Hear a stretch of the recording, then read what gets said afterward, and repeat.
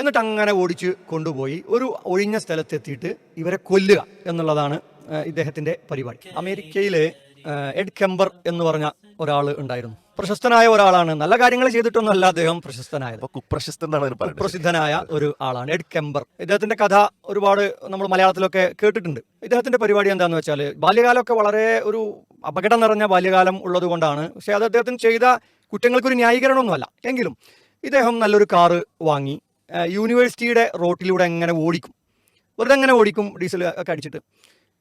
അങ്ങനെ ഇദ്ദേഹത്തിന്റെ ലക്ഷ്യം എന്താണെന്ന് വെച്ചാൽ, ആരെങ്കിലും ലിഫ്റ്റ് ചോദിക്കും. അന്ന് ഹിപ്പി സംസ്കാരമൊക്കെ വരുന്നതാണ്. ഇപ്പോഴത്തെ ഒരു സ്വതന്ത്രവാദമൊക്കെ പോലെ ഹിപ്പി സംസ്കാരം. ഏതെങ്കിലും ആളുകൾ റോട്ടിലിറങ്ങും, ഏതെങ്കിലും വണ്ടിക്ക് കൈ കാണിച്ചിട്ട് അങ്ങനെ പോകും. ഇദ്ദേഹം പെൺകുട്ടികളെ അല്ലെങ്കിൽ സ്ത്രീകളെ മാത്രമാണ് ഈ വണ്ടിയിൽ കയറ്റുക, ഇദ്ദേഹത്തിന്റെ കാറിൽ. എന്നിട്ട് അങ്ങനെ ഓടിച്ച് കൊണ്ടുപോയി ഒരു ഒഴിഞ്ഞ സ്ഥലത്തെത്തിയിട്ട് ഇവരെ കൊല്ലുക എന്നുള്ളതാണ് ഇദ്ദേഹത്തിന്റെ പരിപാടി. അങ്ങനെ ഒരു 10ഓളം സ്ത്രീകളെയും പെൺകുട്ടികളെയും ഒരു ആൺകുട്ടിയെയും ഇദ്ദേഹം ഇങ്ങനെ കൊന്നു കളഞ്ഞിട്ടുണ്ട്.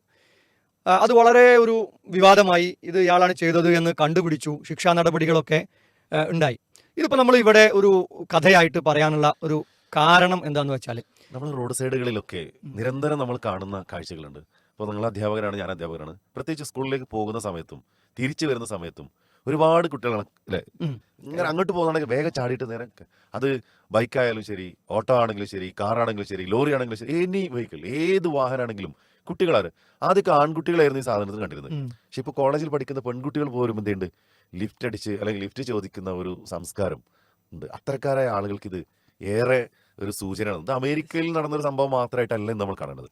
നമ്മുടെ നാടുകളിലും കൊലപാതകങ്ങൾ നടന്നിട്ടില്ലെങ്കിലും ഭാഗ്യത്തിന് ജീവൻ കിട്ടി എന്ന് പറയുന്ന എത്രയോ അനുഭവങ്ങളും എക്സ്പീരിയൻസുകളും നമ്മൾ എന്തുണ്ട് വായിക്കുന്നുണ്ട്, കേൾക്കുന്നുണ്ട്. ഇപ്പോൾ ആളുകൾ വീട് കയറിയിട്ട്, അതിക്രമിച്ച് കയറിയിട്ട് ആളുകളെ കൊല്ലുന്നുണ്ട്. ആ ഒരു സമൂഹത്തിന്റെ ഇടയിൽ സ്വന്തം കാറിലേക്ക് വന്ന് കയറുന്ന ഒരാളെ എത്രത്തോളം എളുപ്പമായിട്ട് കൊല്ലാം എന്ന് നമ്മുടെ കുട്ടികൾ ചിന്തിക്കുന്നില്ല. നമ്മുടെ കാറിൽ കയറുന്ന ഒരാൾ, ലിഫ്റ്റ് ചോദിച്ച് കയറുന്ന ഒരാൾ നമ്മുടെ കൊലയാളിയാവാം. അല്ലെങ്കിൽ നമ്മൾ ഒരു കാറിലേക്ക് കയറുകയാണെങ്കിൽ അയാൾ നമ്മളെ കൊലയാളിയാവാം എന്നുള്ള ഒരു ചിന്ത നമുക്ക് നിർബന്ധമായിട്ടുണ്ടാകേണ്ട. ഈ കുട്ടികളെ നമ്മൾ ബോധവൽക്കരിക്കേണ്ട ഒരു കാര്യം ഇതാണ്.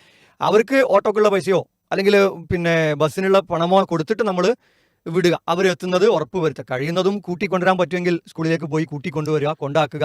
അല്ലെങ്കിൽ അവർക്ക് യാത്രാ സൗകര്യങ്ങൾ നമ്മൾ ഏർപ്പെടുത്തി കൊടുക്കുക എന്നുള്ളത് വളരെ പ്രധാനപ്പെട്ട ഒരു കാര്യമാണ്. പരിചിതരായ ആളുകളെ പോലും സംശയിക്കേണ്ട ഒരു കാലത്തിലാണ് നമ്മൾ ജീവിക്കുന്നത്. അപ്പോൾ സ്വാഭാവികമായിട്ടും ഒട്ടും പരിചയമില്ലാത്ത അപരിചിതരായ ഏതോ നാട്ടിൽ ആരാണെന്ന് പോലും അറിയാത്ത ആളുകളായിട്ട് യാത്ര ചെയ്യുക, അല്ലെങ്കിൽ ഇങ്ങനെ കൈ കാണിച്ചിട്ട് ഒരു സെക്യൂരിറ്റിയും ഇല്ലാതെ അങ്ങനെ ചെയ്യാന്ന് പറയുന്നത് ഏറെ നമ്മളോട് ചെയ്യണ അപരാധമാണ് ശരി.